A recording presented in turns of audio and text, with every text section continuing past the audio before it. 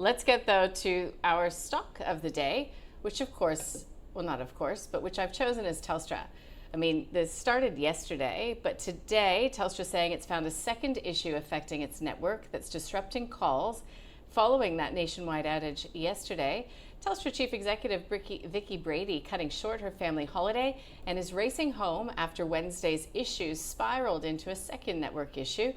The Australian Communications and Media Authority has launched an investigation into the outage. It has the powers to impose fines of up to $30 million. Outage aside, Morgan Stanley, and this was before the outage, says SpaceX is really a factor in relation to Aussie telcos, saying that its strategy and execution will shape the Australian telco addressable market, growth outlook, as well as the competitive backdrop. Morgan Stanley, in fact, says investors need to develop a clear view when it comes to SpaceX, rather than considering it as a far-off business, as SpaceX is seen as a real disruptor. So I just thought that was an interesting thing to overlay on this sort of outage. Telstra shares, as we saw, recovering some of yesterday's losses. Yeah, Howard, when you think of traditional telcos like Telstra, do you think of SpaceX and consider what damage it could do in the future? Yeah, look, possibly. I mean, new technologies damage old technologies. And I also remember in the late 1990s, leading into the dot-com boom and during the dot-com boom, you couldn't go wrong buying Telstra. Telstra was the most fantastic thing, according to people out there. And why was it so fantastic? Because it was the infrastructure on which this new technology, the internet, was going to be built on. Everybody was going to be rich. Most people wouldn't have a job anymore because the internet would kill all the jobs. Same as the spinning wheel was going to kill all the jobs a few hundred years before, and various other things in between. And this new technology meant we'd have massive unemployment, but Telstra was going to be a big beneficiary. And I laughed and I said, this new technology, it'll be superseded by some other technology sometime in the future. And regarding SpaceX, I haven't really followed it terribly much, but as a former physicist, I have hysterics every time I hear any financial expert or coder who's written a lot of programs telling me that one day there's going to be a colony on Mars or a colony on the moon, thanks to SpaceX, because their rockets are reusable. Well, my cars are reusable, train engines are reusable, trucks are reusable, but it doesn't put things into space. The big problem from a physics point of view is lifting it out of the gravity in the first place. So you don't think we're going to have data centers soon in space? I don't think we'll have data centers soon in space. We may well have many more satellites, and our internet may be faster and easier to get everywhere around the world, so Starlink will improve. They'll have competitors. I can't imagine the Chinese are going to say forever we're happy that Starlink's the only one, nor will India. So eventually there'll be 3 or 4 competitors up there, and you'll do like you do with everything else. You'll say, which one offers me the best deal? And they'll make pretty slim margins, just like Telstra does.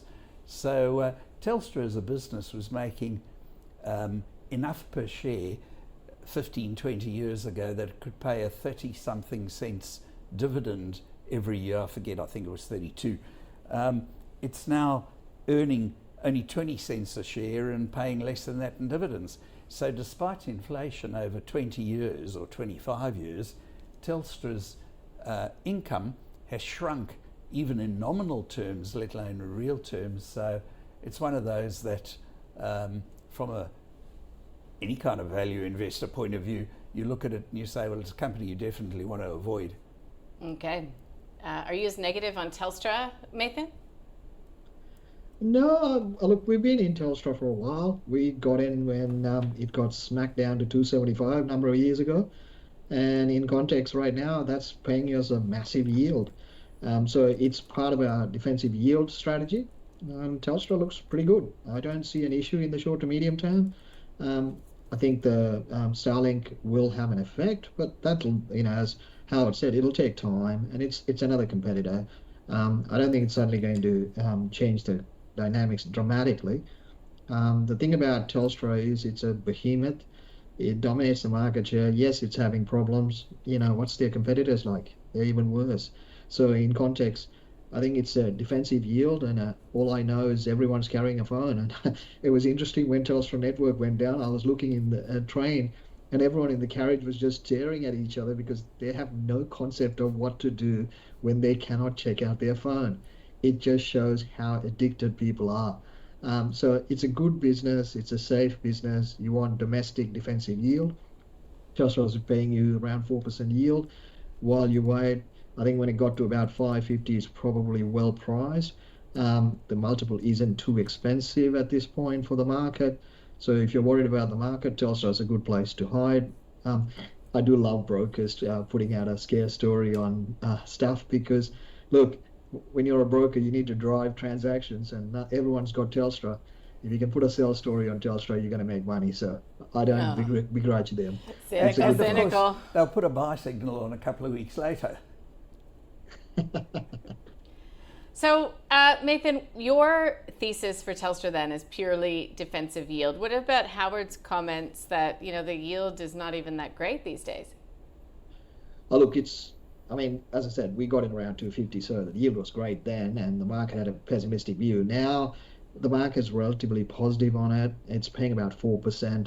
It's not great, but look, I don't mind anything around 4% in this market, and I suspect as economic weakness plays out, bond yields will roll over and Telstra will go higher. It's a similar thematic that we have with our other defensive yields like APA, Rural Funds, New Hope.